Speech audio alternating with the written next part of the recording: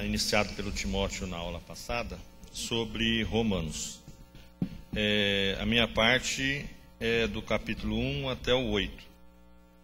Provavelmente não vai para chegar até lá, mas eu já conversei com a turma da escola e nós vamos fazer um xerox do material e domingo que vem, quem quiser, pega aí o material. Como disse o Timóteo na aula passada, naquela leitura do F.F. Bruce,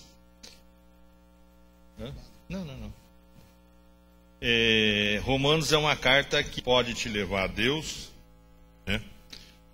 Naquela leiturinha que ele fez, como também pode te deixar com muita raiva e descambar para o outro lado, por causa das verdades pesadas que Paulo coloca na carta, né?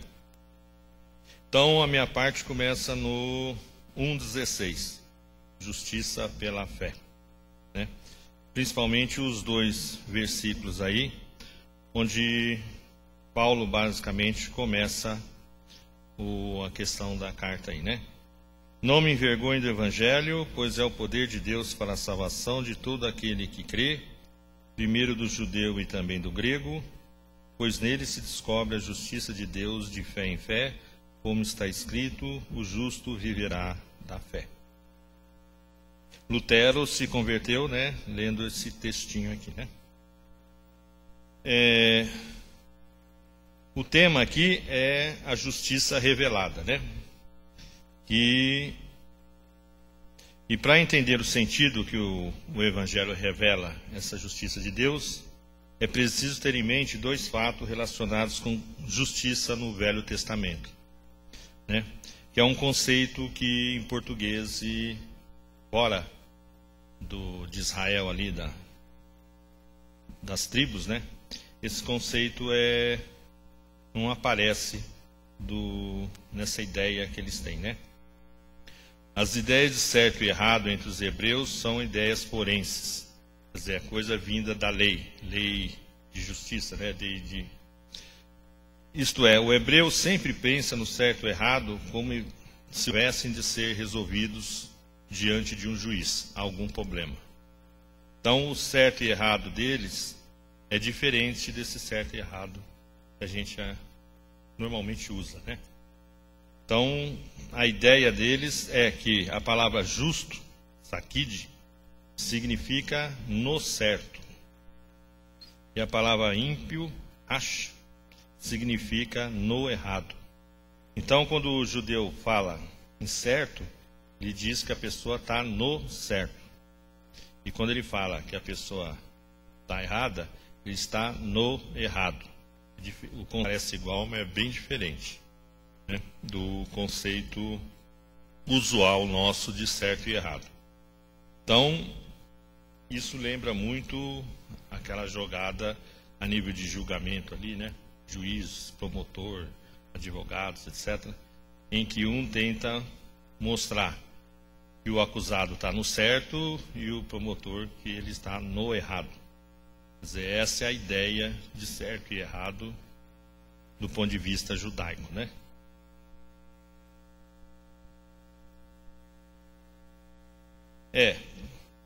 Mas o direito romano aí é a parte mais legal, né, do esquemão nosso, né? Por causa toda a lei ocidental vem da lei romana da época do Império, né? Então, dali que tirou, da onde vem esse termo aí, né? Então, a primeira coisa aqui, Paulo fala, é que Deus é justo, né? De justiça de Deus, né? Então, os homens e mulheres que estão no certo, nessa relação com Deus, então são chamados de justo, santo, etc., né? Então, o que está fora disso é no errado, então não é santo, né? É ímpio, né? Então, o Evangelho nos diz primeiro que os homens e mulheres pecadores podem vir a estar no certo com Deus. Ele mostra a direção que você tem que ir. E num segundo tempo, o princípio pelo qual Deus coloca essa pessoa no certo, que é o princípio da fé. Então é o que Paulo mostra aqui, que estamos nós todos errados, Deus nos mostra o caminho para a gente ir para o certo e nos mostra o meio que faz isso, que é pela fé. Lembra que aqui Romanos, Paulo, diferentemente das outras cartas, vai trabalhar muito isso por causa do que ele fala muito do judeu aqui também e da lei, né? Então daí essa introdução mais pesada dele, né? O não me envergonho é uma figura de linguagem chamada litotes. Eu não sei o que é isso, né? É uma afirmação pela negação do contrário. Eu nunca vi isso quando estudei português. Você faz uma frase negativa, mas na realidade você está querendo falar o positivo, né? Então, quando ele diz não me envergonho, na realidade ele diz eu me glorio de pregar o Evangelho, né? Essa é a ideia básica aqui, né? Por quê? Porque o Evangelho não precisa ir em busca de polêmicas com as religiões ou filosofias do mundo, nem tampouco precisa temê-las ou fugir delas. Às vezes a gente tem problema com isso, né? A gente quer discutir com religião, com filosofia, com isso, com aquilo, né? O Evangelho, na base, não busca polêmica com isso. Não entre em concorrência com quaisquer teorias ou pesquisas ou elucidações, deduções da ciência, sabedoria ou cultura que possa haver encontrado ou que ainda venham a encontrar, mesmo que sejam transcendentais ou oriundas do mais elevado currículo do saber humano, pois o Evangelho não é uma verdade ao lado de outras verdades, mas é a verdade que questiona, que afere todas as demais verdades. Então, é por isso que o Evangelho, e a gente não pode ficar perdendo tempo, como faz os Jeová, por exemplo, e ficar discutindo. No outro lugar, Paulo diz que isso é perder tempo, né? E não leva a nada, a não ser a briga. Por quê? Porque o Evangelho é a verdade. O resto, mesmo que a gente considere verdade, não é a verdade, né? Verdadeira. Então, o Evangelho persiste, subsiste por si mesmo. Não precisa ser defendido, nem suportado ou carregado. Ele é que defende e suporta quem o proclama. Isso aqui a gente também às vezes erra, né? A gente quer defender o Evangelho, quando na realidade é o Evangelho que nos defende, né? Então, quando você vai, por exemplo, o ID vai, a gente não vai para defender, mesmo que implicitamente a gente pense nisso. Na realidade, é Ele que nos protege lá, né? É o inverso, tá? É o poder de Deus, né? Como ele diz aqui. É a revelação e o conhecimento desse poder, né? Não é força da natureza, não é nada. E é o poder de Deus porque está relacionado com quem? É a investidura de Jesus como Cristo em seu sentido mais restrito, na pressuposição destituído de qualquer significado tangível. Quer dizer, é o poder de Deus porque está para aí, né? É como quando você faz um curso fora, né? Lato sensu, stricto sensu, né? Aqui seria um stricto sensu, né? Está focado ali. Não vai nem para lá, nem para cá. É fixo em Jesus, né? Acontece em espírito e somente pode ser reconhecido espiritualmente. Por isso que a sabedoria não encontra essa verdade. Porque não é coisa de sábio, né? De fé em fé, essa é uma tradução difícil, né? Alguns falam de fidelidade, de fé e infidelidade, mudam a sequência aí, né? Porque parece ser o sentido de pura fé. Quer dizer, eu só posso crer no Evangelho aqui se eu tiver uma pura fé, quer dizer, eu acreditar mesmo. Isso, né? Um sentido mais implícito aqui, né? Fechado. E o justo viverá da fé, né?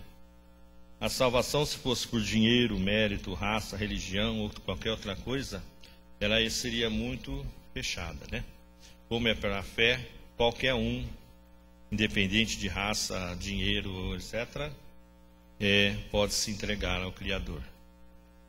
Então aqui Paulo abre todo esse caminho que ele vai colocar no estudo de Romanos aqui, né? Até aqui é bonitinho, né? O problema é do 18 para frente, né? E a coisa pega e é onde a turma às vezes não gosta de ouvir, né? E você é um pecador, né? Se não admitir isso, a fé não vem e você não se salva, né? Então, a imparcialidade de Deus aí, né? Ele vai começar a falar, eu não vou ler o texto inteiro, porque é muito grande, mas da ira de Deus contra o homem, né? Que começou a seguir o próprio homem, os animais ele fez deuses, né? Lembra do Egito, né? Tinha aquele monte de deuses que eram animais. Na Índia até hoje, né? Sapo, rã, vaca, etc. é Deus, né? No Egito ainda tinha metade homem, metade animal, né? Aquele Horus, que tem a cabeça de um animal em cima, de um corpo humano. E sem contar as perversões sexuais aí que apareceram. E Deus, vendo tudo isso, o que ele fez? Ele resolveu largar. Vocês querem seguir esse caminho? Então, vão. Né? Então é a questão que ele traz aqui, né? Dentro desse assunto.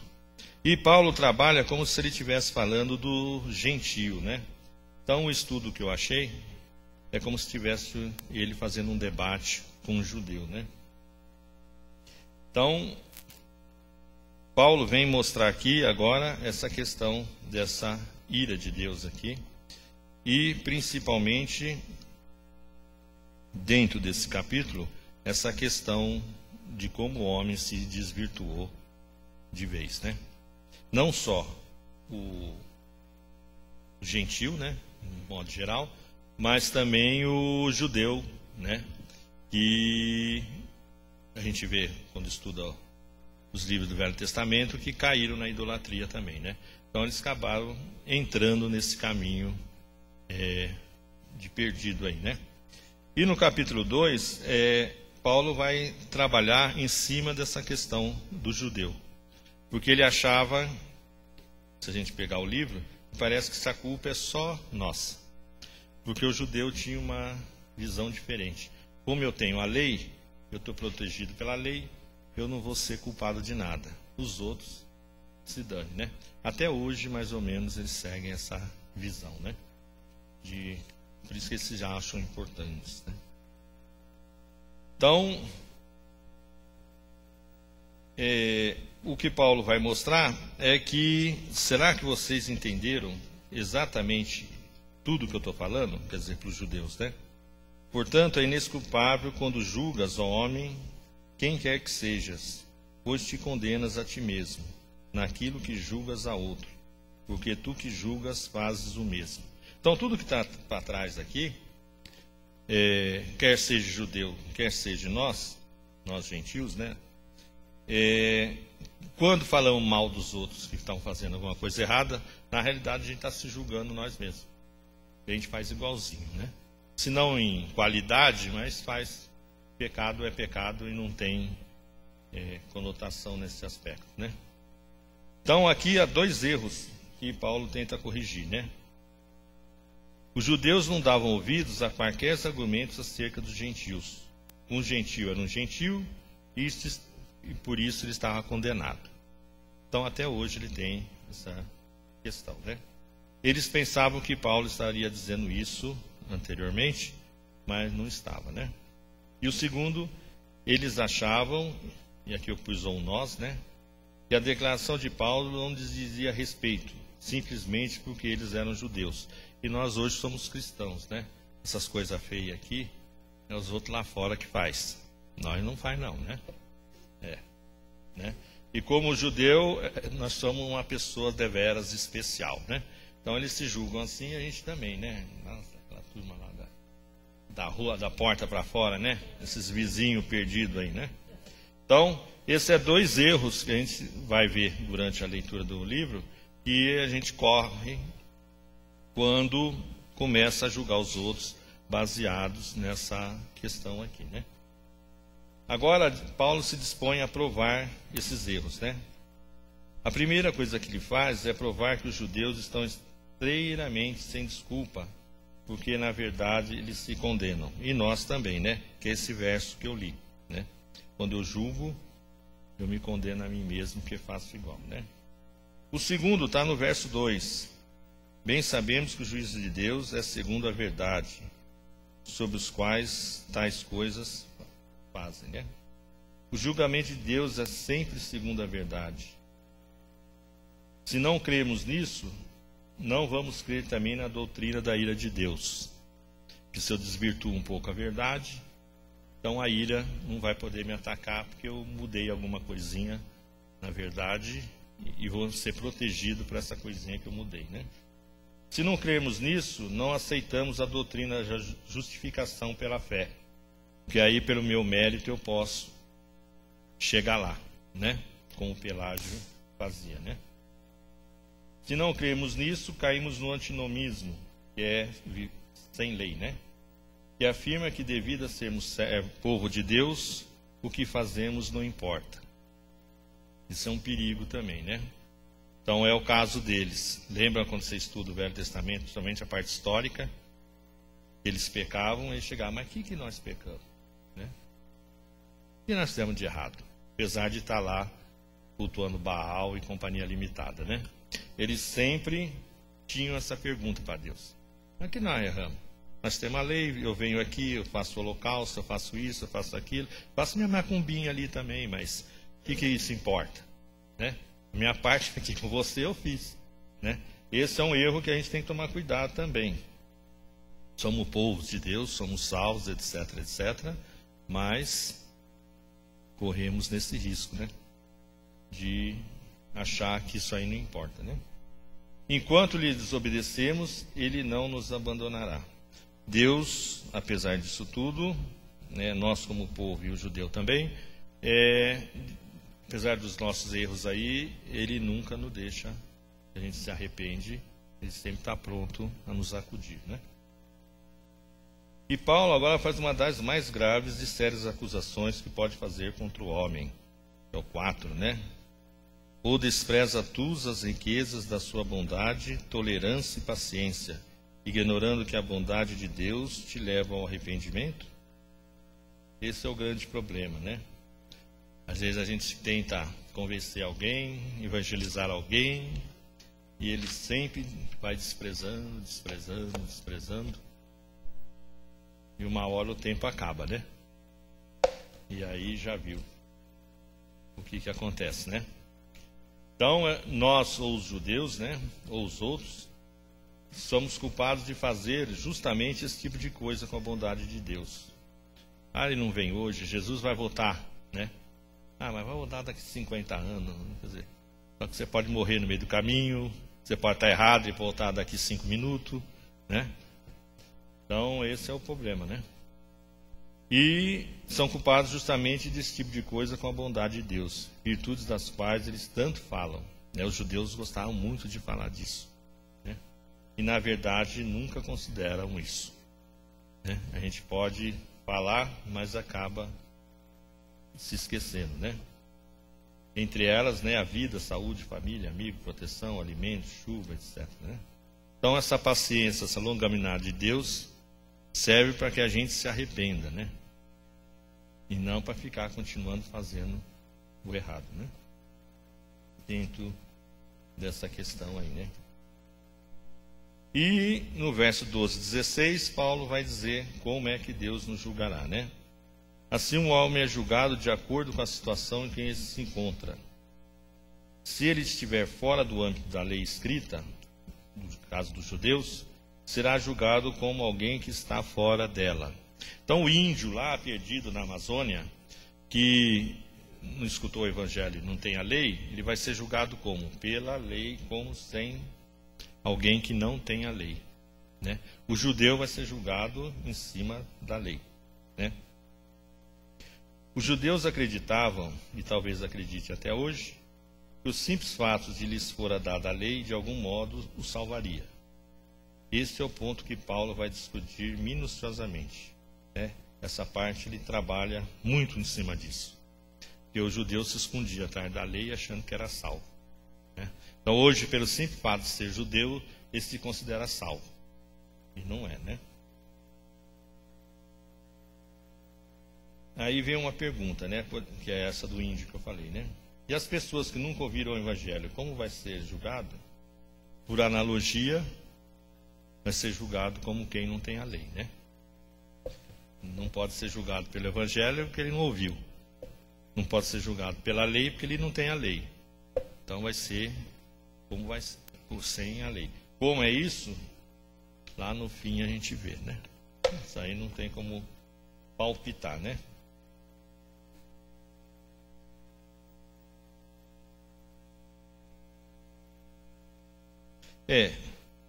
Que ele vem dentro daquele fator de trabalho, né? Vamos ler aqui. Eles mostram a obra da lei escrita em seus corações, testificando juntamente a sua consciência e os seus pensamentos, quer acusando-os, quer defendendo-os, né? Dentro dessa ideia aí. Quer dizer, quem não tem lei, se for uma pessoa boa, né, entre aspas, a lei vai fazer isso. Na hora lá, como Deus vai trabalhar isso, a gente não sabe, mas de um certo modo ele vai ou se escambar ou... tá errado. Dentro de um certo parâmetro de diferença, né? Porque o peso que isso vai ter que é diferente a gente medir, né? Como é que ele vai fazer isso, né? Então, o verso 12 é interessante a gente dar uma lida. Todos que sem lei pecaram, sem lei também perecerão, e todos que sob a lei pecaram, pela lei serão julgados. Nota que tem uma diferença aqui, né? Que todos que sem lei pecaram, sem lei perecerão, morrerão, né? E os que têm a lei serão julgados, né? Quer dizer, há uma diferença entre o gentio lá de fora, né, e o judeu, né? É claro que o 15 aqui explica essa tolerância aí, né? De que, de certa forma, alguns vão se salvar. Mas o judeu, em tese, vai ser julgado.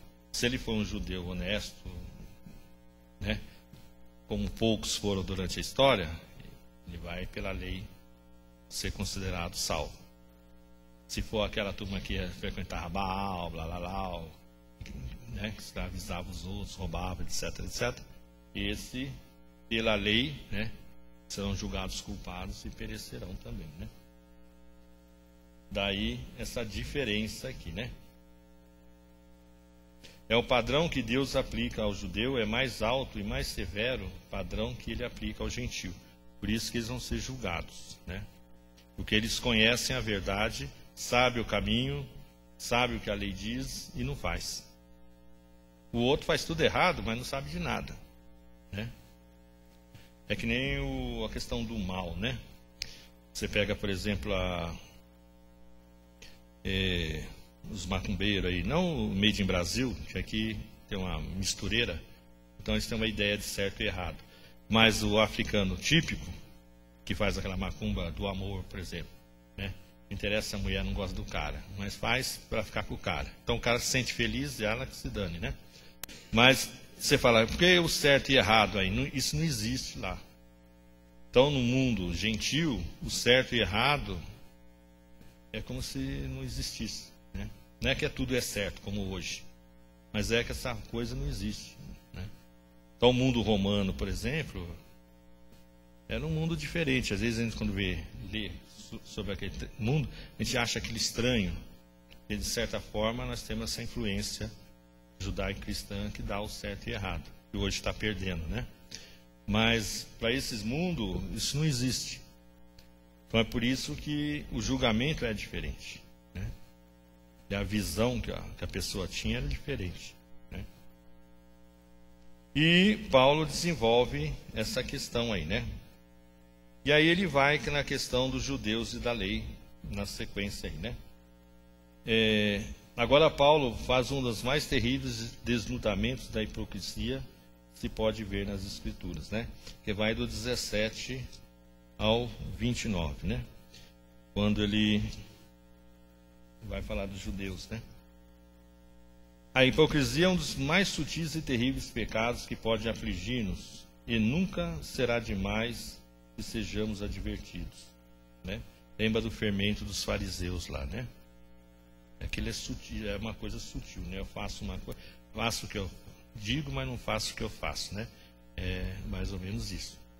A questão da hipocrisia aqui, né? A hipocrisia é algo que todos nós temos a tendência de cair e é uma ameaça para todos os cristãos. Mas para uns é uma tentação mais forte do que para outros. E as pessoas que estão mais expostas são, olha aqui, hein? Estou nessa, né? Os pregadores e mestres do Evangelho, né? Por quê? Porque eles falam aqui um monte de coisa boa e atravessa a porta e faz um monte de besteira, né? A gente está cheio aí, né? O da Renascer lá, e pegou a Bíblia, encheu de dólar e foi preso 2 anos, né? O apóstolo, né? E fica fazendo milagre lá, né? Então você vê o contraste que é, e o tombo que é na nossa visão, né? E mais ainda para o mundo, que vê aquilo e põe tudo nós como iguais, né? Esse que é o pior, né? Nós somos taxados tudo de acordo com isso, né? Por quê? Porque no momento que alguém inicia a obra de maneira peculiar, excepcional, torna-se vítima dessa particular ataque do diabo. E por isso, e por razões bastante óbvias que devemos considerar agora. O hipócrita tende a ter somente um interesse geral, teórico e intelectual pela verdade. Então os judeus tinham isso, eles conheciam a lei, sabiam a lei, faziam tudo com a lei, mas não cumpriam a lei, né? Então só tem um conhecimento teórico. Então também é aquele pregador que vai, fala, mas só de falar, né? Ele conhece a parte técnica, vamos supor, e talvez escrita da palavra, mas não vive, né?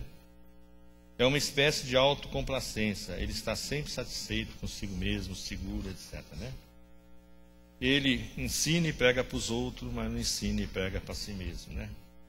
Desonra a Deus, como diz aí no 24, 27. Este homem que se gloria em Deus está desonrando a Deus e o faz transgredindo a própria lei que ele alega conhecer tão bem e tão completamente, e até pode ensiná-la aos outros.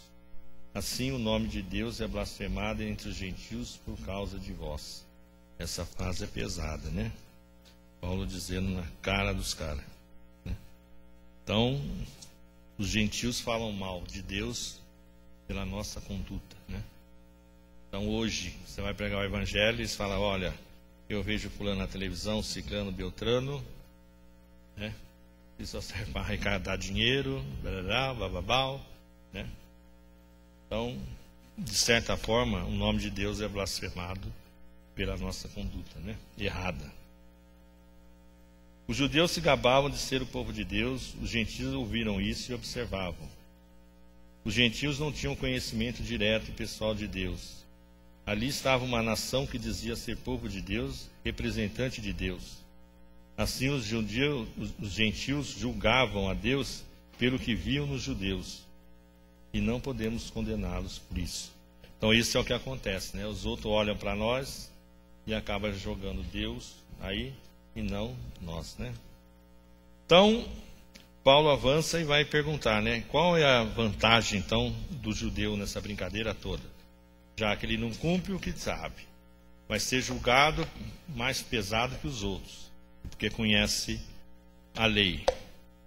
Então, que vantagem tem tudo isso na vida deles, né?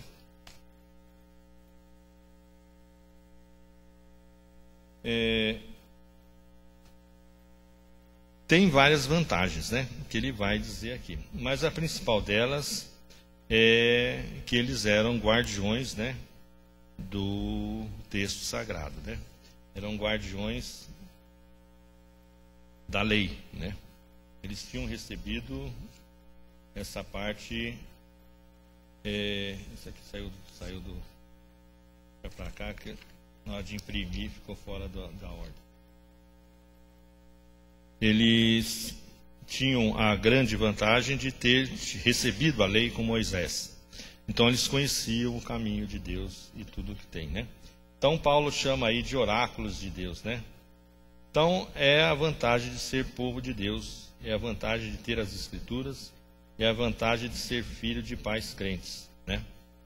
Mas isso não quer dizer que são salvos o que nasceu no lar, né? Ou tão cristão ou não cristão, né? Estão no mesmo barco, né? Eu sou povo de Deus, um judeu falando, né? Eu tenho a Escritura, meu filho é filho de judeu, mas enquanto ele não se converter, ele é igual o outro lá fora. No nosso caso é a mesma coisa, né? Nós somos povo de Deus, nós conhecemos a Escritura, todavia o meu filho é filho de crentes, no entanto, ele não é mais salvo enquanto não aceitar Cristo do que o outro lá fora, né? Essa questão de fazer parte da família não quer dizer que eu sou mais do que os outros. Então ele tinha a vantagem de ter os oráculos, mas se ele não cresce nos oráculos, não tinha vantagem nenhuma. Muito pelo contrário, era pior que o outro, né? É exatamente isso que Paulo está dizendo no 9 aí, né? Todos estão debaixo do pecado. Então, na Bíblia, todo ser humano está numa dessas duas posições, ou sobre o pecado ou sobre a graça. Essa é a única divisão das Escrituras, né? Às vezes a gente acha em cima do muro, né? Põe um muro no meio. Não existe esse muro, né? Você está de lá ou de cá, né? É como a divisão do tempo, né? É menos um antes, que é o antes de Cristo, e mais um que é depois de Cristo. Não existe o ano zero, né? Por isso que o século I acaba no ano 100, né? E o século II começa no 101, né? Então, que foi o que o Timóteo falou domingo passado, né? É por causa disso. Então, aqui também, você está de cá ou está de lá, mas não tem o meio, né? Uma perna para lá, outra para cá. Isso não existe, né? Você está totalmente dentro de um lado ou você está totalmente dentro do outro.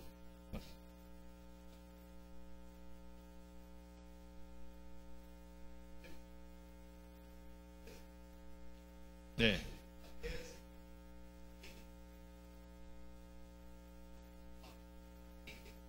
Não.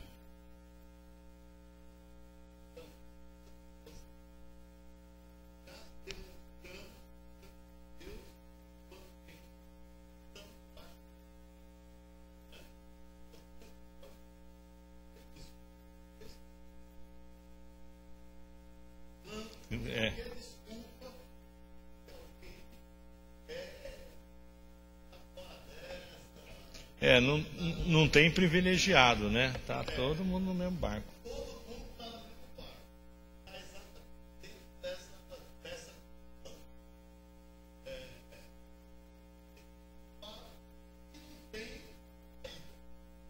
Não tem. Tá, a graça.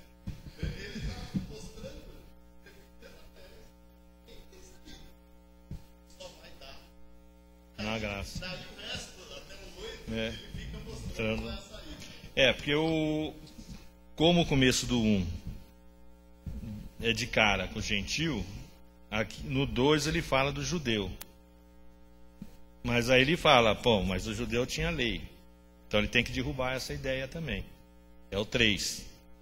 É onde ele vai derrubar a tese do que eu tenho a lei, né? Eu tenho o evangelho e eu sou salvo. Se você crer e cumprir, né? Então, no nosso caso, é meio diferente do deles, né? Eles tinham que praticar aquilo lá, né?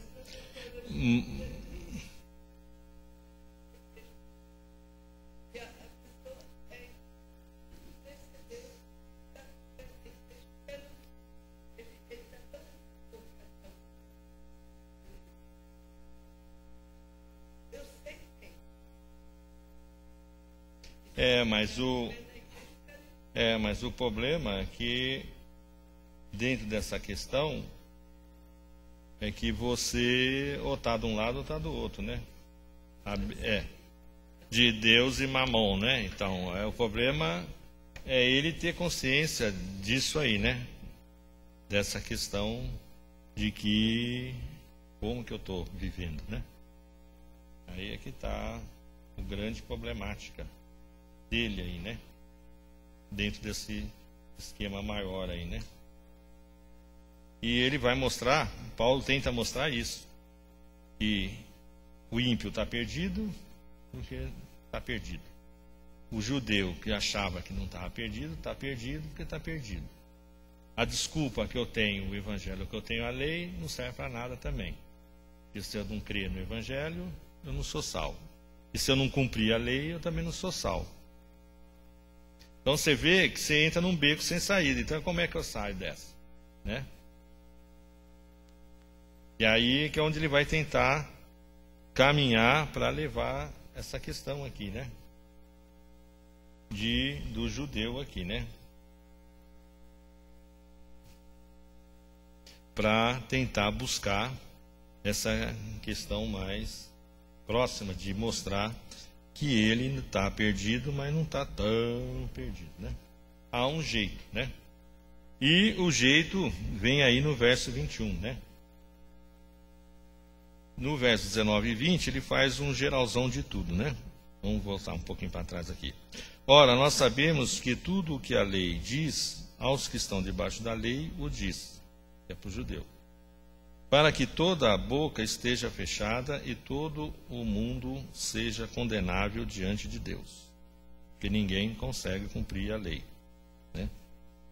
Por isso, ninguém será justificado diante dele pelas obras da lei. Antes, pela lei, veio o conhecimento do pecado. Então, a lei, nós vamos ver mais para frente, ele volta a esse assunto, ela serviu para mostrar o erro que tinha, né?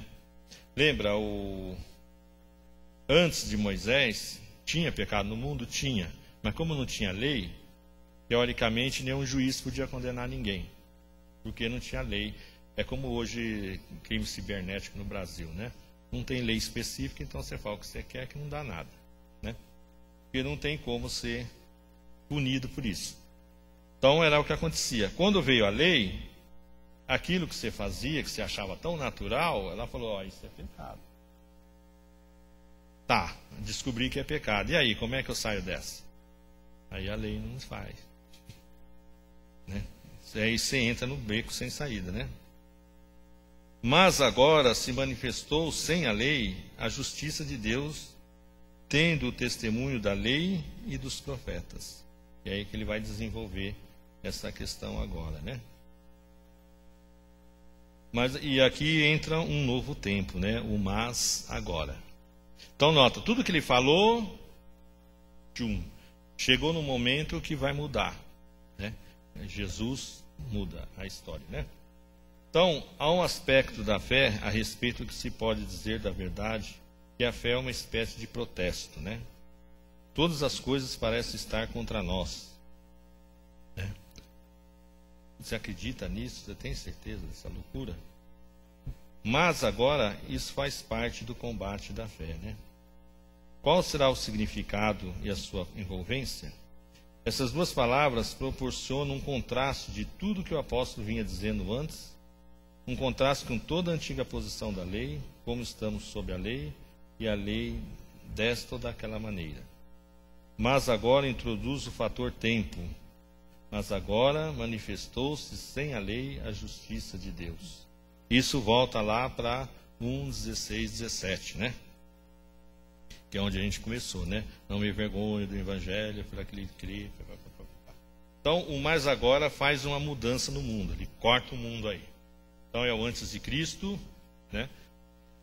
E agora vamos por depois de Cristo, por causa do mais agora, né? Então ele dá uma jogada violenta aqui para mostrar que aquele mundo passado de pecado ficou realmente para trás, né?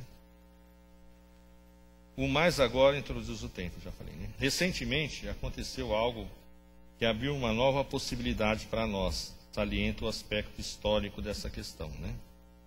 Podemos dividir o texto em duas partes, né? O 21 e 24 descreve o plano de salvação. Deus providenciou uma justiça e agora a revelou. Até Jesus, essa justiça estava lá, guardadinha no cofre. Então Deus foi lá, abriu o cofre e falou, agora é assim. Né? É como o fim dos tempos, né? Está lá trancadinho. Uma hora ele vai lá, se ninguém perceber, tira, fala, ó, Jesus, volta. Né? Então essa é a mesma coisa, né? Deus tinha prometido antes, mas agora ele manifestou essa questão, né? Essa justiça passa a ser nossa, não como resultado de nossas ações ou nossa conformidade com algum tipo de lei. É inteiramente pela fé. Ele mesmo fala aqui, né? Ela está à disposição de todos, quer judeus, quer gentios, né? Ela está igualmente à disposição de judeus e gentios. O Evangelho, as boas novas, é inteiramente da graça de Deus. Então agora aqui entra um mundo novo. Se a gente, quem já viu algum estudo sobre isso, aquelas 7 dispensações, né? Do tempo da terra lá, né? Então começa desde o Adão e vai dividindo. Nessa época nossa, nós temos judeus, temos a igreja e temos os gentios vivendo junto. Então são 3 tipos de povos, com 3 tipos de julgamentos, mas todos os 3 podem ser salvos por causa do mais agora, né? Da boa nova que chegou, né? E do 25:31, Paulo nos fala das características do plano de salvação, né? É um método de salvação, é coerente com o caráter de Deus, né? Por quê? Porque todo mundo pode chegar e ser salvo, né? Indistintamente, né? Pela fé. Esse método dá toda a glória a Deus e nenhuma ao homem. Se eu conseguisse cumprir a lei todinha, quando eu fosse para o céu, eu ia chegar lá e falar, Deus, obrigado pela morte de Jesus, mas não precisei dela, né? Quer dizer, eu ia falar para mim, se eu não tivesse morrido, eu estava aqui do mesmo jeito. Como ninguém consegue fazer isso, o que acontece? O método de você crer naquilo que Deus providenciou, glorifica a quem? A Deus e não a mim, né? Então eu vou chegar lá e falar, obrigado pela morte de Jesus, né? É que eu vou conseguir falar isso? Mas de tanta emoção, né? A questão aqui é ver como vai ser essa chegada lá, né? E a glória é toda dele, né? Foi ele que providenciou, não eu que consegui, né? É um método que mostra que Deus é Deus do mundo inteiro, não somente de um segmento da humanidade. Então Deus não é só Deus dos judeus, ele estava dizendo aqui, eu sou Deus do mundo, né? É um método que honra e confirma a lei, né? Porque ela foi cumprida com Jesus, né? E aí no verso 4, para provar isso, que poderia aparecer alguém lá e falar, mas Abraão fez isso, né? Abraão fez aquilo, fulano de tal se salvou de outro jeito, né? É interessante. Então ele vai mostrar com 2 figuras proeminentes do Velho Testamento que a teoria dele, a tese dele está certa, né? Então, Abraão justificado pela fé e não pelas obras, né, da lei. Paulo vai agora lidar com uma objeção que ele imagina que certas pessoas, particularmente judeus, poderiam levantar contra o seu ensino. Alguém podia levantar essa lebre lá, né? E aí, como é que você vai explicar isso? Então, ele já aproveitou e fez a própria defesa, né? Antes que alguém perguntasse, né? Então, para provar o seu ensino, Paulo escolhe 2 das mais ilustres pessoas que apareceram e que os judeus tinham orgulho deles, né? Abraão e Davi. Abraão, porque foi o pai da nação, o homem de quem proveio toda a nação, né? Os hebreus seguem daí, né? E Davi, porque lhe foi dada a promessa de que de seus lombos nasceria o Messias, né? A questão que se deve considerar é a seguinte: como foi que esses 2 homens vieram a ser tão favorecidos por Deus? Davi é muito cantado, né? Mas Davi era uma figuraça, né? Ele tinha um lado de escrever salmo, aquele negócio todo, mas ele tinha um outro lado também, bem humano, né? Bem sapeca. O Abraão a gente não conhece tanto, né? Como chegaram àquela posição, àquela situação em que Deus tão assinaladamente manifestou seu prazer, seu beneplácito neles, né? Davi é o homem segundo o coração de Deus, né? É duro, você lê Reis lá, você fica doido, o Davi, né? Mas ele tinha esse lado de fé em Deus realmente violento, né? Então, no caso de Abraão aí, vamos lá, verso 1:5, né? Paulo prova que Abraão foi justificado antes de ter sido circuncidado.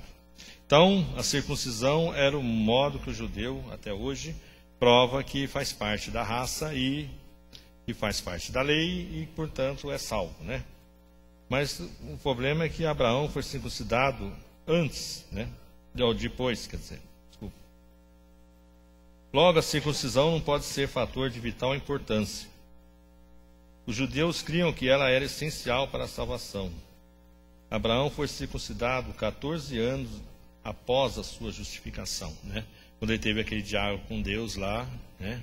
Ele creu em Deus, isso foi imputado como justiça. Então isso foi 14 anos antes dele ser circuncidado, né? Paulo prova que Abraão foi justificado antes de ter sido dada a lei. A lei foi dada para Moisés 430 anos depois. Então ele não foi nem de um jeito nem do outro. Só sobrou o quê? A fé, né? Então cai bem dentro daquilo que Paulo ensina, né? Davi também, né? Paulo usa as palavras de Davi explicitamente do Salmo 32, né? Bem-aventurado o homem cujas maldades são perdoadas, cujos pecados são cobertos, a quem o Senhor não imputa pecado. Note que Davi é perdoado pela graça e não pelas obras da lei, né? Pelas obras da lei, Davi seria um dos piores reis de Israel, né? Mas ele tinha esse dom dessa fé em Deus, né? Ele era um caso estranho para psicólogo aí estudar, né? O perdão é o primeiro passo no processo que leva à plena conciliação. Deus nunca para no perdão, Deus sempre vai adiante, né? Então, resgata você, né? É diferente daquele eu te perdoo, mas nunca mais fala comigo, né? Essa é uma frase muito comum a gente ouvir, né? Então, Deus não para no perdão, Ele vai lá e te resgata de novo, né? Então, Davi tinha essa relação muito grande com Deus nesse ponto, né? Quando ele viu o erro, ele realmente se arrependia, né? No caso de Batseba lá com Úrias, né? Quando vem o profeta e conta aquela historinha, ele fala que o cara era digno de morte, aí ele fala, é você, né? Aí ele se liga, né? E se arrepende violentamente em cima disso, né? Então ele tinha essa vantagem, né? Perto dos outros, né? Que não admitiam os erros, né? Deus tinha ordenado as coisas de modo a fim de mostrar de uma vez por todas que a salvação é pela graça mediante a fé, não pela circuncisão ou pela lei, porque a graça é o único meio pelo qual a salvação pode ser segura e certa, né? Assim, o capítulo 4 nos ajuda os judeus cristãos a perderem o hábito de pensarem à maneira judaica e libertarem-se por completo daquelas picuinhas da lei, né? O apóstolo defende e prova a tese de que uma só para todos, judeus e gentios, mas também um só meio de salvação para todas as épocas. Este plano elimina toda a jactância. Então, mesmo aqueles que vão ser salvos fora da lei, né, do ano 3000 a.C. lá, que não tinha nem judeu ainda na face da terra, ele vai ser, se for salvo, vai ser pela fé. Então, o Paulo mostra aqui duas coisas importantes. A lei não pode salvar, a circuncisão não pode salvar, o meu trabalho não pode salvar, e a salvação é igual em todos os tempos, né? É pela graça de Deus. Então, se a gente encontrar alguém lá do ano 5000 a.C., ele foi salvo pela fé, né? Como a gente não sabe, mas Deus no julgamento lá vai provar que ele era um cara fiel, né? Como Jó, por exemplo, né? Que que é uma época que não tinha lei. O livro de Jó é um livro escrito antes da lei, né? No entanto, ele tinha um culto a Deus, né? Não só para ele, como para os filhos também, né? Então é um lance aí que a gente não entende, mas ninguém vai chegar lá contando vantagem. E todos nós vamos do mesmo jeito, né? Pela fé, né? E aí vem um tema que eu achei interessante, que é da fé do pai dos crentes, né, de Abraão, até a fé dos cristãos, né? Então podemos perguntar, qual o segredo de Abraão, da fé de Abraão? Antes de responder esta pergunta, analisaremos nosso problema com a nossa fé. A principal explicação dos problemas e dificuldades que muitos de nós experimentamos na vida é que, em vez de mantermos nossos olhos firmemente postos em Deus, ficamos olhando para nós e nossas fraquezas, para as estonteantes grandezas da vida para a qual fomos chamados. Então, no grande problema de questão de fé, é você olhar o problema, olhar para você, acho que eu não consigo atravessar ali, e esquece do dono da fé, né? De Deus. Então, aí você tropeça mesmo, né? Então, Abraão não duvidou, né? Manteve os olhos postos em Deus e ficou olhando para Deus. Não ficou vendo dificuldades. Estou com 90 anos, a Sara é velha, já está na menopausa há 40 anos, ele fala que eu vou ter um filho. Esse cara é doido, né? Ele não fez isso. Ele falou, tá bom. Então, Abraão considerou Deus, considerou quem e o que Deus é. Ele falou, bom, se ele está falando isso, se ele é Deus, ele faz. Como? Não sei, né? Lembra do Nicodemos com Jesus, né? Tem que nascer de novo. O Nicodemos já falou, mas como entrar na barriga da minha mãe? Eu sou velho, grandão, né? Então, é mais ou menos, ele não ligou na questão da fé, né? Abraão não, manteve essa questão, né? Se Deus prometeu, ele cumprirá, por ser fiel e por sua fidelidade, né? Então ele confiou nisso. Bom, se ele faz, vai. Lembra no sacrifício de Isaac também. Ah, não tem um animal, mas vamos lá. Se eu te matar, você é meu descendente, ele prometeu que é você, de algum jeito ele vai te tirar de volta para a vida, né? Você não vai ficar morto aí, né? Hudson Taylor traduz Marcos 11, 22 assim: firmarmos-nos na fidelidade de Deus. Nossa Bíblia é tem de fé em Deus, né? Por quê? Porque a referência é a Deus. A fé apega-se na fidelidade de Deus. A fé não olha para as dificuldades nem para si mesma. Por isso que Abraão fez aquilo. Ele não ficou olhando para ele. Ele falou, eu vou lá, né? É diferente, por exemplo, dos deuses antigos, né? Os deuses romanos, apesar de não ser Deus nenhum, acontece essas coisas, né? Você faz, mas nem sempre ele fazia o que prometia, né? É como o diabo, né? Com Adão e Eva, sereis como Deus, né? Não é. Então, a fé olha para Deus, fixa na fidelidade de Deus. A fé sempre gloria a Deus. Se a minha fé me gloriar, tem alguma coisa errada no meio do caminho aí, né? O Martin Lloyd Jones, né, diz naquele livro dele de Romanos lá, que sempre desconfia de quem fala da sua fé. Então, a gente é muito comum pegar o ônibus e tem lá alguém falando, eu fui não sei aonde, fiz não sei o que, fiz não... Nota, sempre fica no eu, né? Eu fiz não sei o que, eu fiz não sei o que lá, eu orei, Então, e ele diz que usa isso, ele morreu, né? Mas na época ele era vivo. Então ele diz assim, eu uso isso como um teste, uma prova. Se o cara começa a falar muito da fé, essas pessoas sempre dirigem a atenção para si, menos para os que estão fazendo ou fizeram. Essa é uma característica das seitas, né? A ênfase é sempre no próprio indivíduo. Você tem que pensar positivamente, fazer isso ou aquilo, né? Então a fé, nesse caso, não glorifica a Deus. Então não é fé, né? Pode ser um monte de coisa, né? Pode ser até uma força de vontade que até chegue perto de ser uma fé, mas não é fé. Porque a fé, quem tem que ser glorificado é Deus. Porque Porque é Ele que vai fazer a obra, você é só instrumento de andar, né? E a questão da justificação aí, né? 4:24. Em que consiste a fé que justifica? É uma fé que crê em Deus e glorifica a Deus.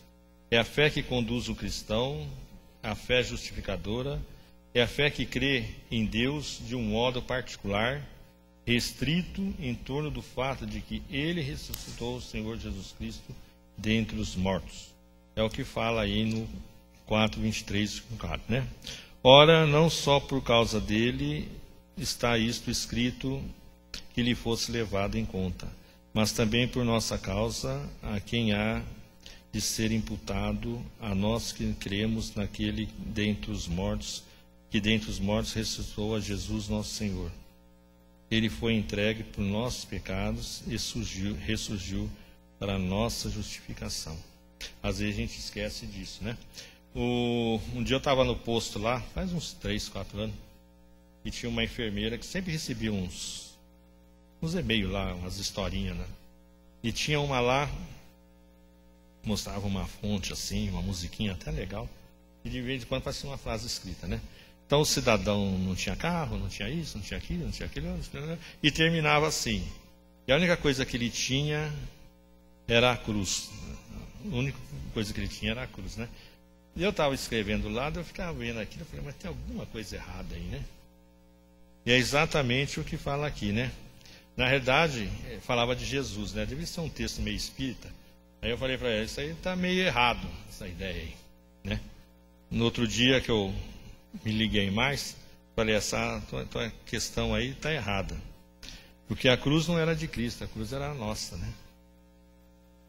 Então o texto levava você, naquela musiquinha, naquele negocinho, a falar, olha, a única coisa que o coitado de Jesus tinha era a cruz, né? Quando na realidade somos nós que devíamos estar ali naquela posição, né? Eu e você temos que crer em algo igualmente atordoante, né? Abraão creu nisso, né? Velho, 90 anos, a Sara velha também, na menopausa, e ele seria a bênção das nações e o Messias viria da sua linhagem, né? Nós também temos que crer em algo altamente atordoante, né? Que Cristo foi entregue por nossos pecados e foi ressuscitado para a nossa salvação, né? Isso é pesado, né? Então, quando você não aceita Cristo, você nega isso, que Ele morreu pelo seu pecado e ressuscitou para a sua salvação. Vai falar o que no julgamento final, né? Lá, não vai falar nada, né?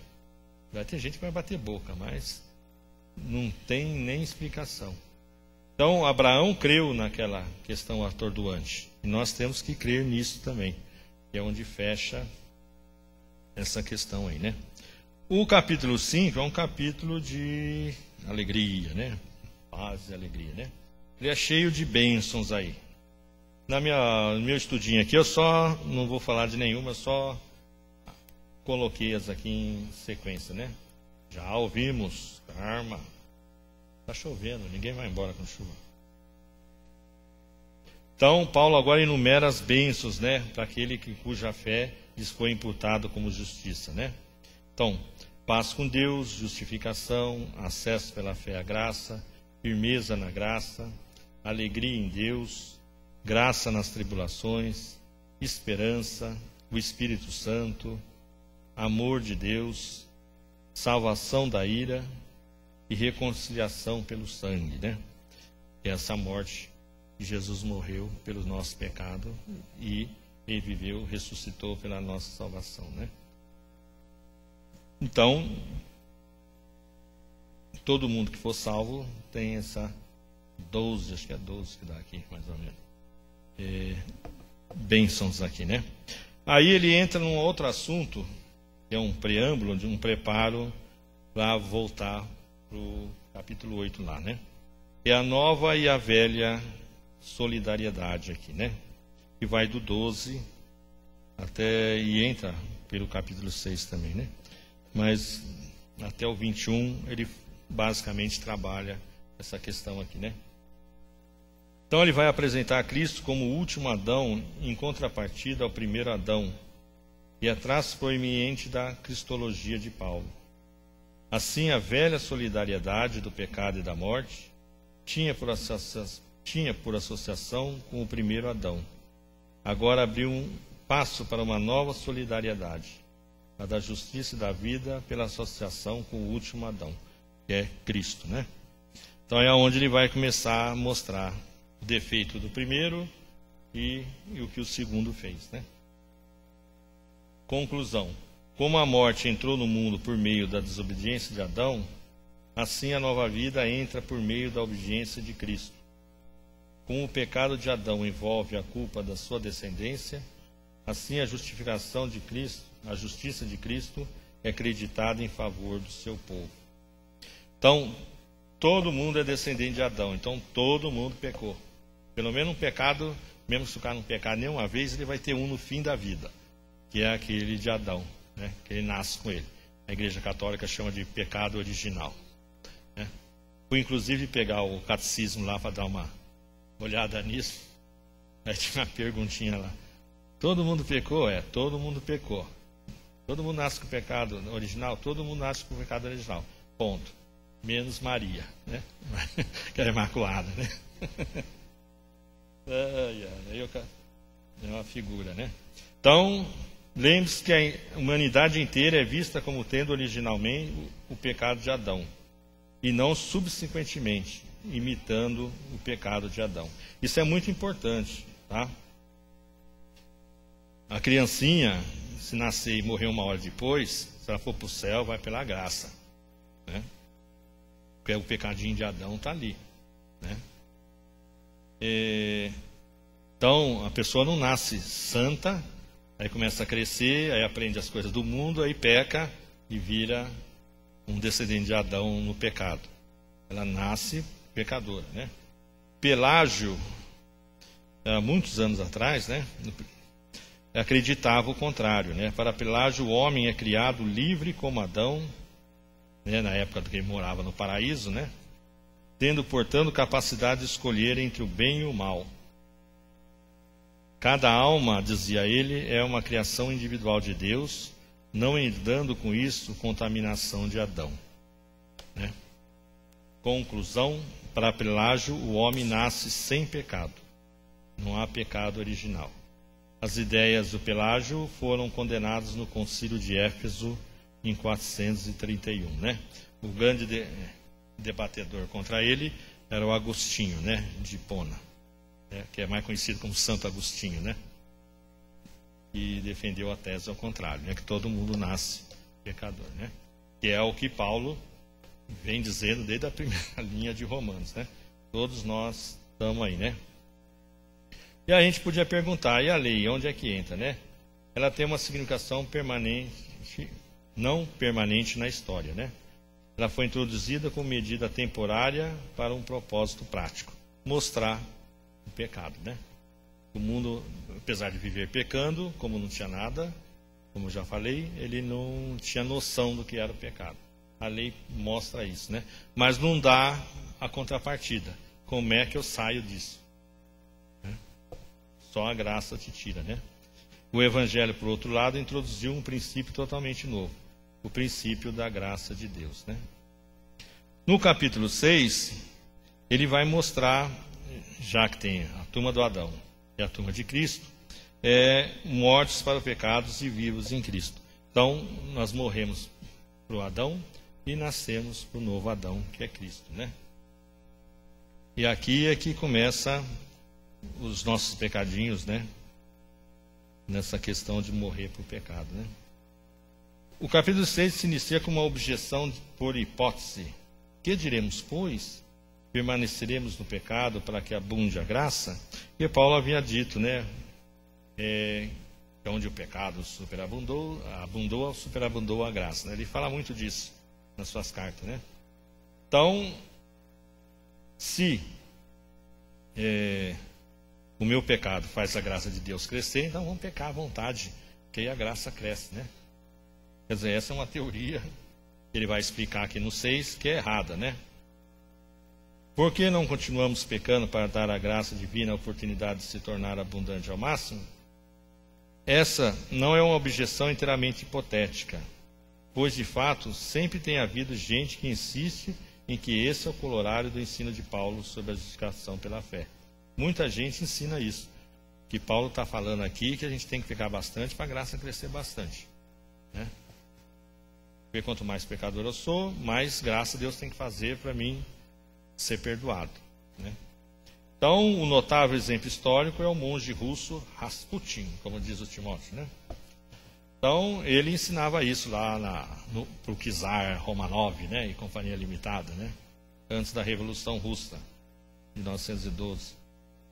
Então, essa história, de vez em quando, aparece alguém com ela, né? A resposta de Paulo para essa objeção é: de modo nenhum. Nós que já morremos para o pecado, como viveremos ainda nele? A vida no pecado não pode coexistir com a morte para o pecado. Mas o que se quer dizer com esta morte para o pecado? Aí ele vai explicar a função do batismo, né? Para que o batismo representa, né? Dentro dessa questão. Porque se eu morro para o pecado, eu não posso viver no pecado. Quer dizer, não vou dizer que a gente não peca, né? Mas não pode ter aquela vida de pecado, né? Então, aquela vida que eu tinha antes tem que mudar para o depois. Se eu permaneço no depois igual eu era antes, alguma coisa está errada. Ou eu não me converti coisa nenhuma, né? Ou eu me converti com uma ideia totalmente errada ou me ensinaram, né? Uma conversão entre aspas, né? Uma ideia totalmente errada, né? Então, o batismo é o símbolo e o selo visível, né, de nossa identificação ou união com Cristo e de nosso translado do reino das trevas para o reino da luz. O que se sucede quando o crente se batiza, isso é importante, tá? Porque é algo que a gente esquece, né? A sua vida anterior acabou-se, teve começo uma nova vida. Até aqui é bonitinho, né? Então, você está lá, o pastor te cata e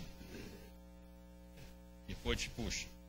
Então, quando você afunda, você foi enterrado com Cristo. Aquilo ali é como se tivesse sido jogado lá, como Jesus foi colocado, né, na tumba lá, né?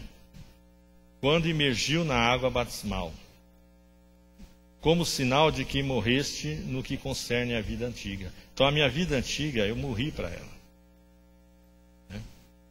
Ressuscitaste com Cristo quando saísse da água. Então, quando eu levanto da água, eu já não sou mais aquele cara que entrou na água. Eu não posso ser o mesmo cara, tá? Como sinal de que recebesse a nova vida em Cristo. Conclusão: se morri para o pecado, como posso viver no pecado? A própria ideia é uma contradição. Lembre-se, nosso velho homem está crucificado com Cristo. Está lá em 6,6.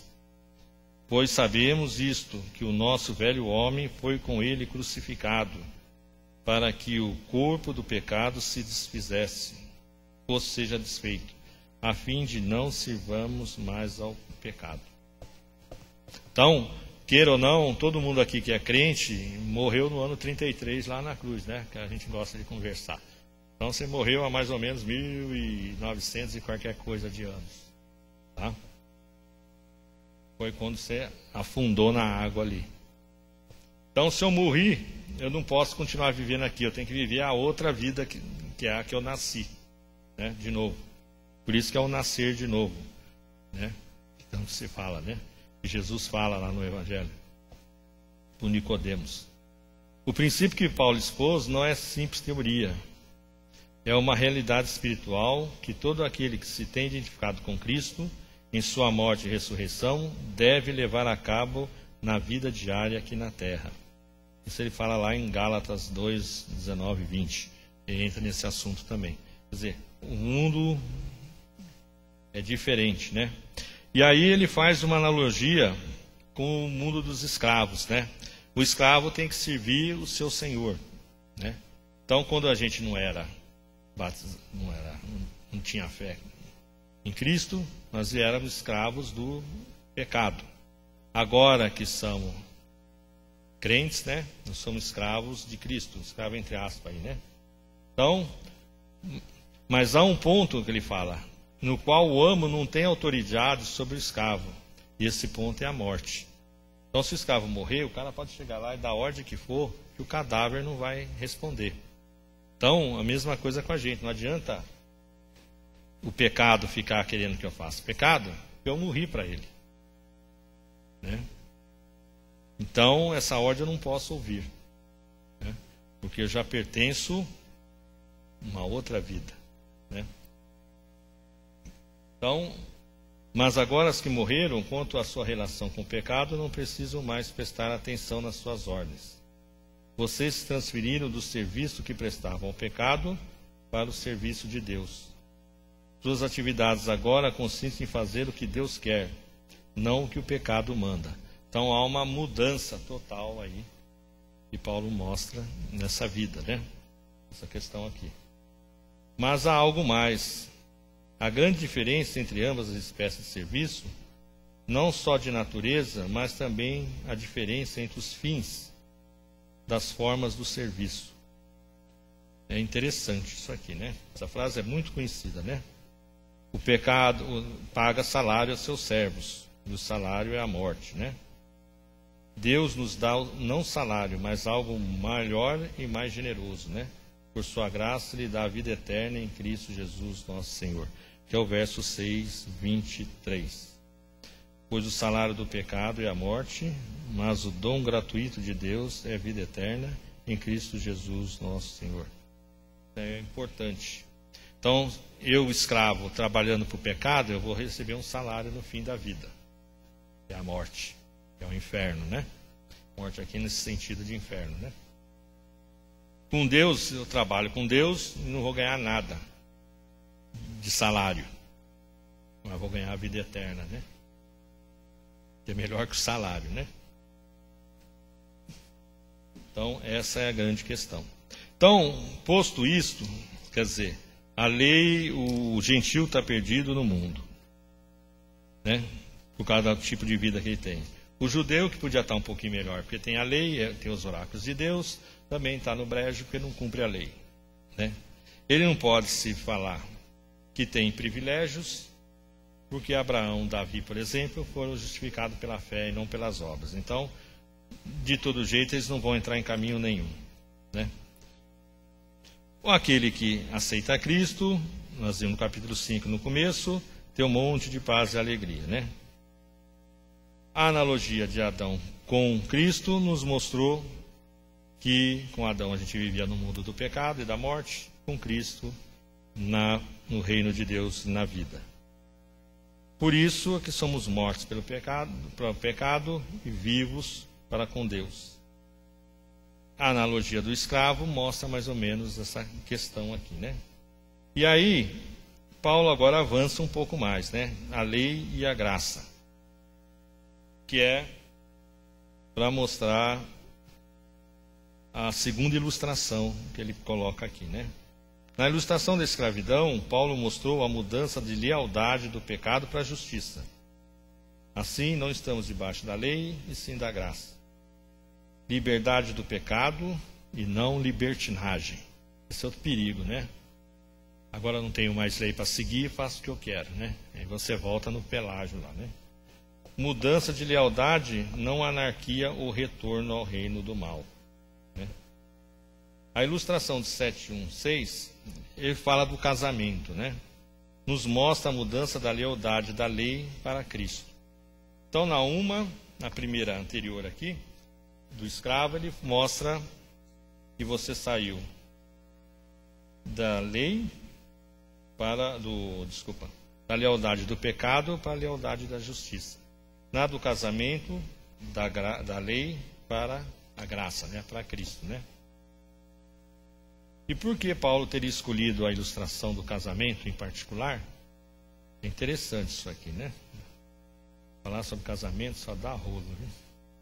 É um tema brabo.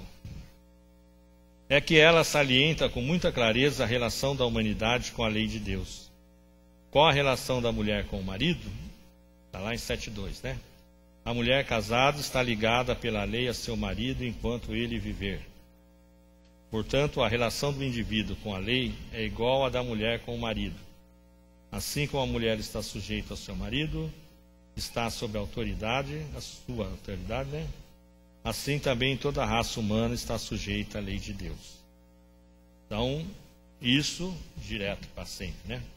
O casamento é uma relação que dura a vida inteira. Assim como no casamento, é uma relação permanente, cuja relação é terminada e só pode ser terminada pela morte. A mesma morte rompe a relação do homem com a lei. Então ele usa essa analogia, primeiro aqui, porque um está sujeito ao outro, né? A mulher ao marido e o marido à mulher, né? Se bem que aqui ele só usa a mulher com o marido, né? E é uma instituição que é para durar para sempre, né? E a única coisa que corta essa relação é a morte. Então, a morte de uma das partes põe fim à relação e liberta a parte sobrevivente para uma nova relação. Se quiser casar de novo, casa, né? Nota que não tem divórcio aqui, né? Jesus falou que era por causa da maldade, né, que Moisés permitiu. Mas lá no começo, lá em Gênesis, né, no casamento de Adão e Eva, essa aqui é que é a lei, né? Dura para sempre. Quando Paulo aplica a analogia, tomamos consciência da situação inversa. O crente em Cristo é comparado com a esposa. Se você notar, ele vai falando, né? Quando se morreu o marido, a mulher está fora e pode casar com qualquer um. Mas quando ele vai falar do crente, a analogia muda um pouquinho, né? O crente é comparado com a esposa e a lei com o marido. Na ilustração do apóstolo, foi o marido que morreu. Mas na aplicação não é a lei que morre, mas o crente. Então a lei continua, mas a esposa é que morre, né? Na ilustração do Paulo aqui. Conclusão: com a morte se desfaz o laço que une marido e mulher. Assim a morte do crente em Cristo, desfaz o laço que prendia ao jugo da lei. E agora está livre para entrar na união com Cristo. Então, lembra do batismo, né? Eu era ímpio, criei em Cristo, morri com Jesus, fui ressuscitado com Jesus, né? Estou numa nova vida. E a minha relação com a lei, como é que ficou? Ele mostra aqui, né? Eu vivia casado com a lei, eu morri, a lei continuou vivendo, mas agora eu moro no outro mundo, né? Estou lá no Hades, né? Então lá eu posso manter a minha relação com Jesus, já que a lei ficou para cá. E eu estou com o mundo de lá, né? Essa é a ideia dele aqui, né? Então, com a morte de um dos pares, o outro está livre para fazer o que bem entender, né? Mas agora fomos libertos da lei, havendo morrido para aquilo em que estávamos retidos, para servirmos em novidade de espírito e não na velhice da letra. Nota, é uma mudança brusca, brutal aqui, né? Mas agora, lembra do mas agora lá, né? Olha ele aqui de novo. Introduz uma mensagem cristã aqui. Então, daqui para frente, basicamente, ele vai abandonar a lei e vai falar da gente, né? Depois ele volta para o judeu no capítulo 9 de novo, né? Há um sentido de que Romanos 8 não é nada mais, nada menos que uma exposição de 7,6. Então, todo Romanos 8 parece que é esse versículo 7,6 aqui. Cadê o 7,6? Estou aqui. Mas agora estamos livres da lei, pois morremos para aquilo que estávamos retidos, a fim de servirmos em novidade de espírito e não na velhice da letra. Então, Romanos 8, basicamente, vai ser o tema, é isso aí, né? Morremos para a lei e vamos viver em novidade de espírito, né? Qual será, então, a verdade acerca do cristão? A primeira coisa que Paulo diz é que estamos livres, fomos libertos. É algo que aconteceu uma vez por todas, fomos libertados da lei, já não estamos debaixo da lei. Como aconteceu? havendo morrido para aquilo que estávamos retidos. Aquilo se refere à lei, né? Então, se eu morrer, a lei não pode mais me dar ordem. Do mesmo modo que o senhor do escravo, né? Ele não podia dar ordem para o cadáver não ia fazer nada. E se eu morrer, a lei também não tem mais influência em cima de mim, né? Então, é isso que ele está dizendo aqui, né? Assim, somos nós que morremos e não a lei. Isso é importante. Não é porque eu fui salvo e não tenho que cumprir a lei que a lei acabou. A lei continua. Para o judeu e para os outros que vão ser julgados com ela ou sem ela. Mas ela continua válida. A gente cumpre por causa do Espírito Santo, né? Tenta cumprir, né? E cumprimos integral através de Jesus, né? Na cruz.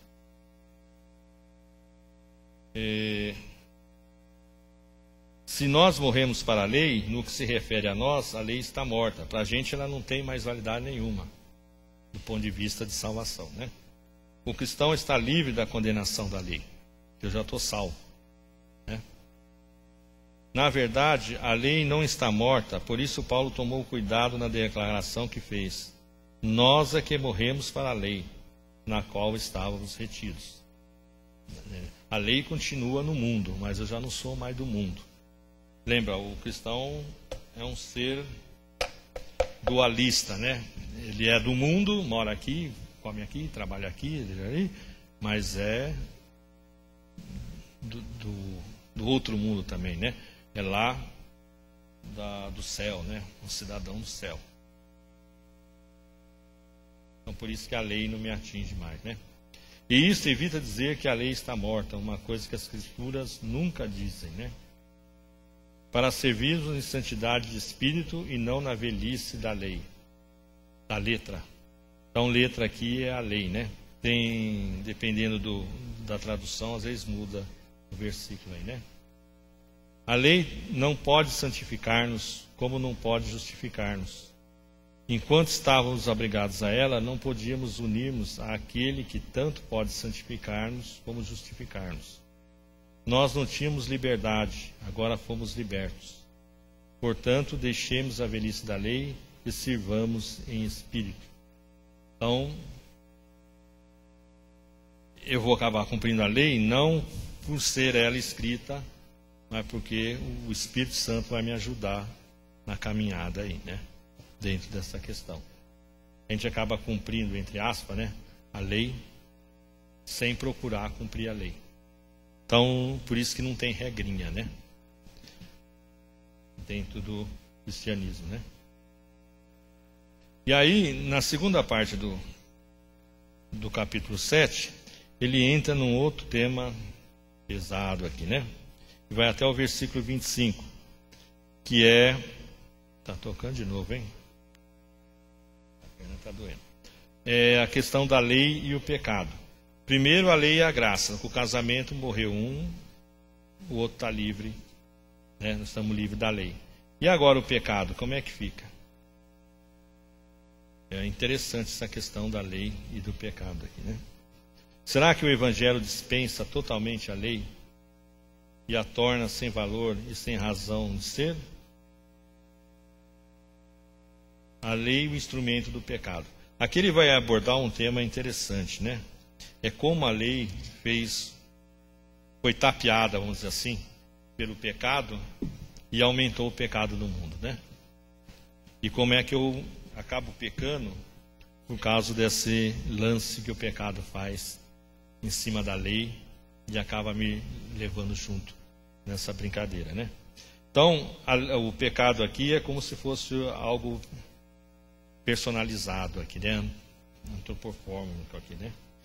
Então, não é o pecado só estéreo aí, né? É algo que é palpável, né?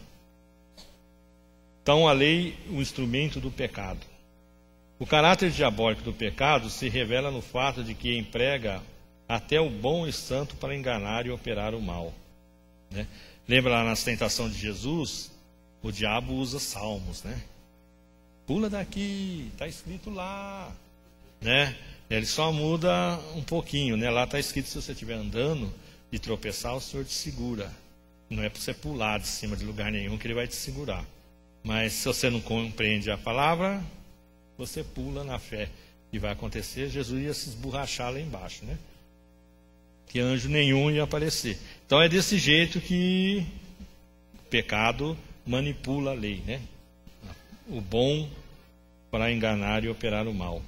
Opera o mal por meio da lei divina e assim causa a morte do pecador.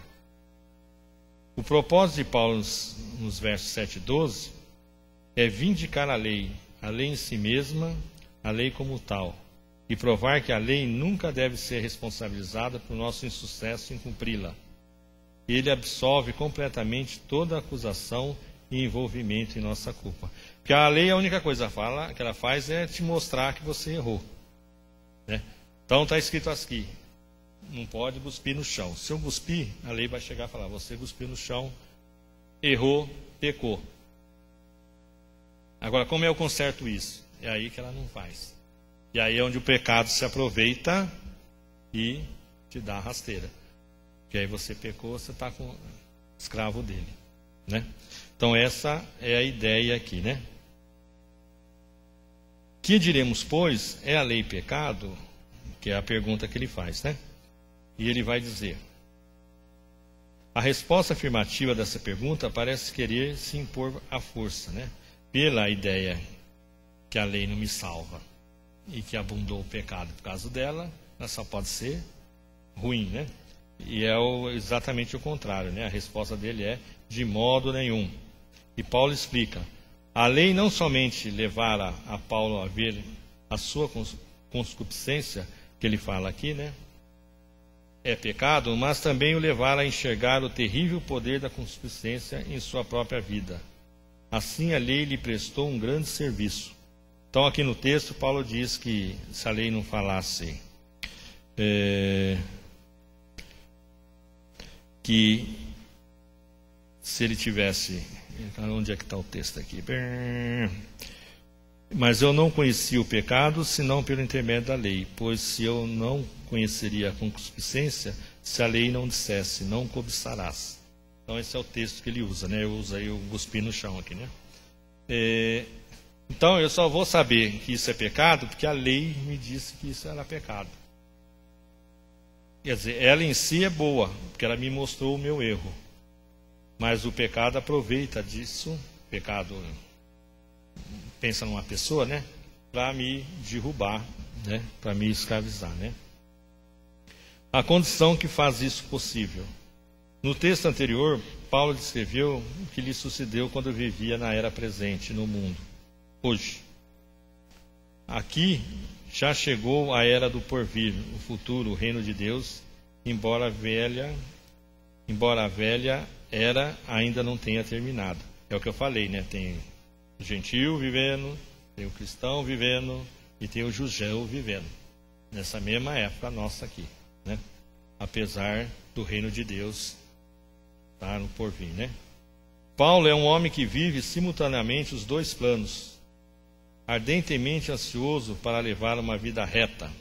Isso ele fazia realmente, desde a época que era fariseu, né? Ele mesmo diz, eu era fariseu, cumpridor da lei, fazia isso, aquilo, né? Depois vi que isso era lixo, joguei para lá, e sofro por Cristo, foi preso várias vezes, açoitado, apedrejado, né?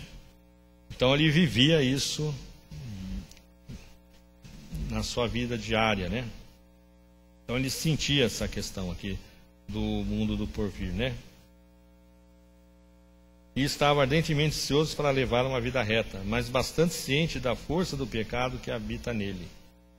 Assim ele ama a lei de Deus e deseja cumpri-la, não pecar, mas é forçado por um poder mais forte do que ele a fazer as coisas que detesta. Então é aqui quando ele começa a trabalhar na questão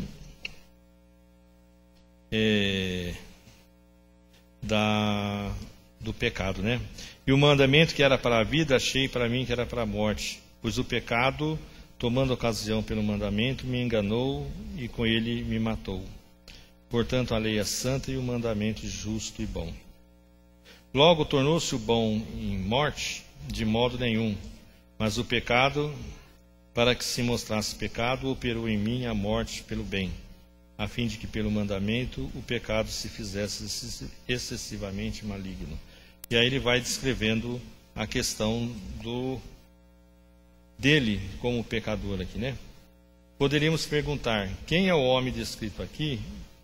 Não é o homem regenerado, porque este não tem conhecimento do conflito descrito aqui. Então é o que às vezes acontece com a gente, né? Aquilo que ele, como ele mesmo fala, né? Aquilo que eu quero fazer não faço, e o que eu quero fazer não fazer eu acabo fazendo, né? Então a ideia é mais ou menos essa, esse conflito que a gente tem dentro da gente, né? Querer fazer o certo, mas acaba fazendo errado.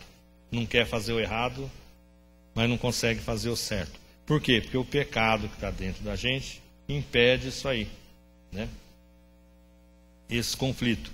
E o homem que ele coloca aqui, não regenerado, quer dizer, o ímpio aí fora, ele não tem essa consciência. Para ele está tudo certo, né? Mesmo que você fale, e a consciência humana?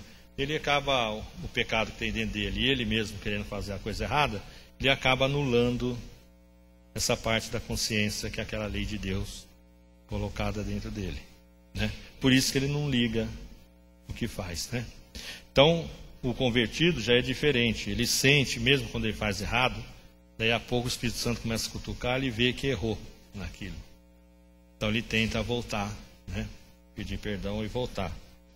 O homem fora, ele se sente seguro, para ele está tudo bem, porque essa é a vida lá fora, né? Fora da conversão, não na vida em Cristo, né? Entretanto, o homem retratado aqui conhece frustrações e fracasso. O não regenerado não fala desse jeito. Você vê que é uma luta interior aqui, nos capítulos 7, de Paulo tentando mostrar que ele sempre quis fazer o bem, mas nunca conseguia, né? É o mesmo que Lutero, quem já leu alguma coisa, vê que ele, de certa forma, lutava para procurar a salvação e nunca conseguia, né? Dentro daquela tradição católica, se batia, fazia penitência, jejum, e sempre se sentia culpado, né? Por quê? Porque havia esse conflito entre o pecado interior nosso e, né, a vontade. Depois que isso quebra, de certa forma ameniza, mas continua a briga ainda. Porque nós nascemos aqui nesse mundo, né? Esse é o nosso mundo. Então a gente tem a tendência de querer fazer o que ele mostra, né? Então esse conflito com o regenerado, na nova vida em Cristo, você acaba tendo, vez ou outra, né? O que aqui é dito da experiência desse homem é, de certa medida, a verdade a respeito da experiência do regenerado. E, de certa medida, a verdade a respeito da experiência de todas as pessoas regeneradas, né? Voltando lá no Lloyd Jones, ele afirma que não acredita na santificação completa, na perfeição isenta de pecado aqui na Terra, né? Porque por mais que você cresça, você vê, se a gente comparar Paulo, né, com um dos pináculos aí da cristandade durante todas as eras, tinha esse conflito interior, imagine nós, né? Então, por isso que ele coloca que 100%, ele não acredita que não deva ter ninguém aqui, né? E aquele que afirma que está inteiramente livre do pecado, que nunca comete pecado, nenhum nem no outro ponto, ele peca provavelmente por não conhecer, ter entendimento do sentido do pecado, né? Quer dizer, ele está meio por fora da doutrina do pecado, né? O cristão vive de fato em dois mundos ao mesmo tempo. E em vista disso, vive essa tensão aí. É por isso que a gente tem isso aí. A carne é fraca, né? Lembra lá. A carne quer fazer uma coisa e o espírito quer outra. Então você fica puxando para lá e para cá, né? Tinha um reclame antigamente, tinha um diabinho do lado e um anjinho do outro, né? O cara ia fazer não sei o que lá e o anjinho falava, vai, e o diabo, não vai não. Ou às vezes o diabo falava, vai, e o anjinho, não vai não. Quer dizer, esse conflito que a gente tem dentro da gente, né? Essa tensão. Então, temporariamente, vive neste mundo, na carne, sujeito às condições da vida mortal, é filho de Adão e sujeito pela lei, pela qual em Adão todos morreram, né? Nós somos parte disso. E a outra parte nossa é espiritualmente, né? Passemos da morte para a vida, do domínio das trevas para o reino da luz, participou da morte, sepultamento, ressurreição de Cristo, em que ressurgiu para andar numa novidade de vida. Então, essas duas partes nossa, vez ou outra, brigam, né? E vez ou outra, uma ganha e a outra perde, né? Entretanto, por mais que deseje obedecer à lei de Deus, pelo poder do pecado em seu interior, é compelido a desobedecê-la. Então, por mais que a gente tente, de vez em quando a gente escorrega, né? Pequeno ou grande, né?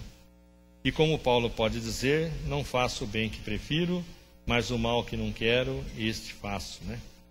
Então, por causa dessa briga interior entre o espírito e a carne, né? Há uma espécie de dualidade aqui, né? O homem não regenerado não conhece essa dualidade. A pessoa não regenerada é uma no pensamento e na ação. O homem regenerado recebe essa dupla personalidade, né? A carnal e a espiritual, né? Ele vai trabalhar já de novo. Ele percebe algo terrível: o pecado habita em mim. Isso Paulo afirma aqui, né? Não faço bem porque o pecado habita em mim. Então, mesmo regenerado, o pecado, a minha relação com Adão não morreu, né? Eu continuo sendo um ser humano, né? Vivo aqui na terra.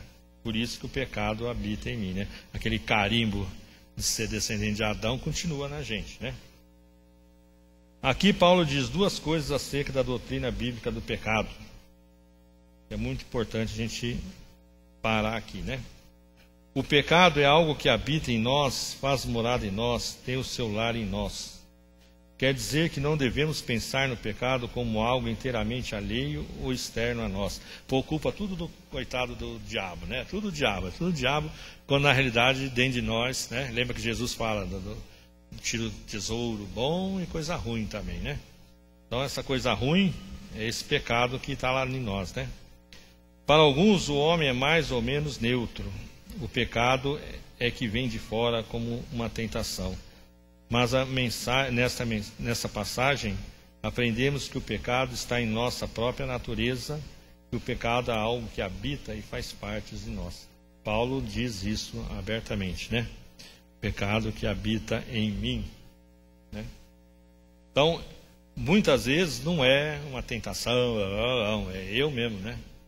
Meu eu interior, que é ligado lá. Claro que isso tem a ver com o diabo dele, lá do Éden, né? Mas não pode ficar toda hora pondo culpa no outro, né? Aí nós estamos jogando a culpa nos outros por algo que nós fizemos, né? E o poder do pecado, né? O pecado habita em mim é mais poderoso que o poder da vontade humana, né? Então, ele acaba me vencendo por causa disso, né? Porque a minha vontade é menos, ele é mais forte que a minha vontade, né? Do que é menos forte, né? Conclusão: Paulo não está negando a responsabilidade por suas ações, nem tampouco se excusando. São coisas que jamais devemos fazer. Então, seja pelo pecado vindo de fora ou de nós mesmos, a lei vai continuar sendo santa, porque ela não tem nada com isso, e a culpa é nossa, porque nós que pecamos. Oh, de novo está tocando. Paulo está nos mostrando aqui o terrível poder do pecado. Paulo está nos mostrando novamente a completa incapacidade da lei nos libertar. A lei só mostra, não consegue nos tirar deste problemática. Você quer que para? Tá bom. Então pararemos no 7:25. Nesse versículo, Paulo é arrastado por aquilo que Charles Hodge descreve com acerto e como uma forte e súbita emoção de gratidão, né? No fim de tudo, depois de toda essa problemática, Paulo chega lá e fala assim: dou graças a Deus por Jesus Cristo nosso Senhor, de sorte que eu mesmo com o entendimento sirvo a lei de Deus, mas com a carne a lei do pecado. mas dou graças a Deus por Cristo Jesus, nosso Senhor. Aqui é um ponto, né? Então, é um brado, depois de tudo esse rolo que ele viu, em que eu não consigo sair disso, graças a Deus que Jesus Cristo apareceu. E aí ele vai entrar no capítulo 8. O texto depois eu dou para vocês, quem quiser, eu deixo com as meninas. Xerocado, bonitinho. E é a única saída da história toda, né? Esse 7:25a, né? Graças a Deus por Jesus Cristo, nosso Senhor. É como que ele chegasse no fim da escrita, quer dizer, não está no meio da carta ainda, mas de repente ele dá aquele tchan nele, né? Não dá para ir, né? Anda bem, tá bom? Obrigado. E domingo que vem é a continuação da carta, acho que do 9 até o fim. É com outro professor. Você fica.